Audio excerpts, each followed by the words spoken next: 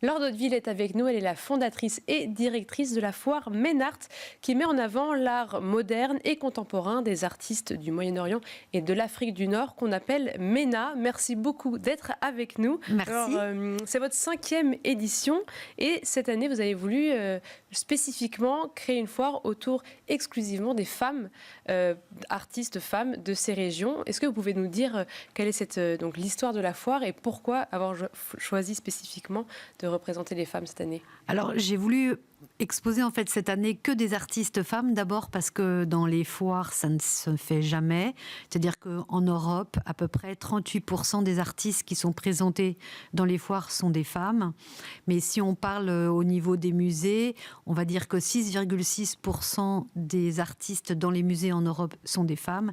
Et à l'échelle mondiale, 1,2%. Donc c'est vraiment rien du tout.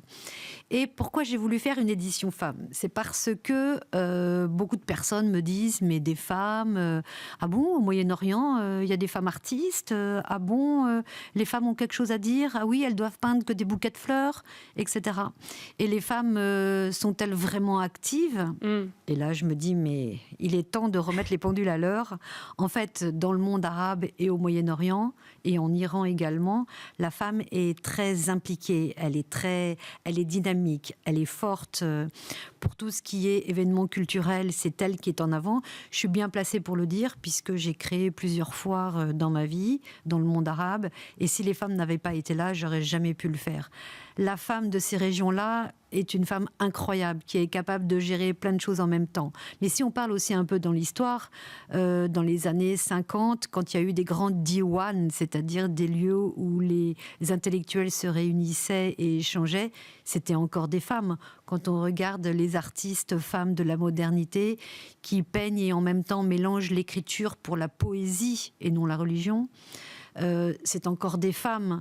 Et quand on voit tous les grands courants d'art qui ont émergé dans ces pays, la majorité sont passées par les femmes.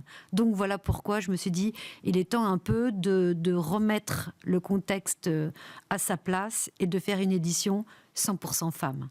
Et est-ce qu'il y a des galeristes ont éprouvé des difficultés à faire justement des expositions 100% artistes femmes ou vraiment tout le monde s'est investi Ah non, ça c'est une super question.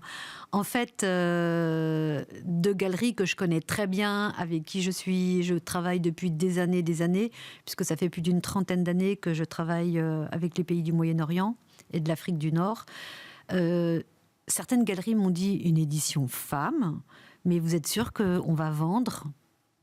J'étais là, attendez, de quoi vous parlez? Oui. Ou d'autres qui me disent, mais si on fait que des femmes, si on expose que des femmes, on ne va pas rentabiliser notre stand à Paris. Et là, c'est vrai que je ne m'attendais pas du tout à ce qu'on me dise ça. Finalement, il y a eu quand même beaucoup de galeries qui sont venues et je suis super contente. Mais ça a été, il a fallu passer par ça. Effectivement, je ne m'attendais pas à ce que même certaines galeries tenues elles-mêmes par des femmes puissent me dire ça. Parce que quelles sont aujourd'hui la difficulté de ces artistes femmes? Est-ce que ce sont des difficultés pour s'internationaliser en tant qu'artistes? Elles sont peut-être déjà connues dans localement, ou alors c'est d'autres difficultés qui peuvent être liées justement à la politique, etc. Quelles sont leurs barrières? Alors c'est très très différent entre les pays du Levant et l'Afrique du Nord. D'accord. C'est-à-dire que dans ces pays-là, la femme est habituée, officiellement, pas officieusement, pas à obéir, mais à se référer à ce que l'homme dit. Donc, est-ce que ces femmes auraient été inquiètes de ne pas plaire à leur communauté homme en exposant que des artistes femmes? Ça, c'est peut-être une chose. Enfin, c'est une chose. Et dans les pays, justement, les pays du Golfe, là, c'est totalement le contraire. C'est-à-dire que dans les pays du Golfe, c'est la femme qui est mise en avant, c'est la femme qui expose, qui organise des expos, qui est présente un peu partout, qui fait même partie du gouvernement. Hein, même, on le voit à Paris, l'ancienne ambassadeur de France, ambassadeur des Émirats Arabes Unis à Paris était une femme. Là-bas, la ministre de la Culture était une femme. Enfin, ils mettent beaucoup les femmes en avant. C'est pas du tout la même chose. Je pense que dans les mondes mentalité, on ne pense pas du tout de la même manière dans les pays du Moyen-Orient et les pays du Golfe. Et du coup, en termes de marché, ça va être aussi très différent, la présence des femmes au sein du marché de l'art de ces régions? Différent, c'est-à-dire que oui, dans les pays du Levant et l'Afrique du Nord, on sent qu'il y a une vraie histoire.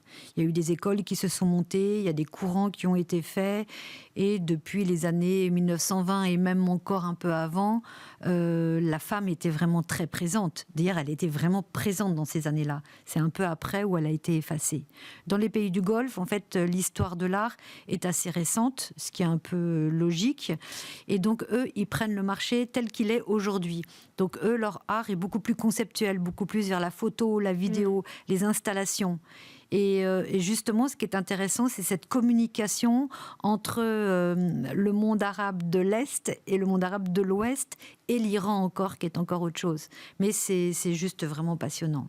Et quant à leur internationalisation, nous d'Europe, est-ce qu'il y a certains noms qui sont déjà très bien installés sur le marché européen, par exemple? Est-ce qu'il y a des galeries qui sont très fortes? Et si vous pouvez nous en citer quelques-unes. Des galeries qui ne sont pas avec moi, mais par exemple, il y a Etel Adnan, qui est une très connue.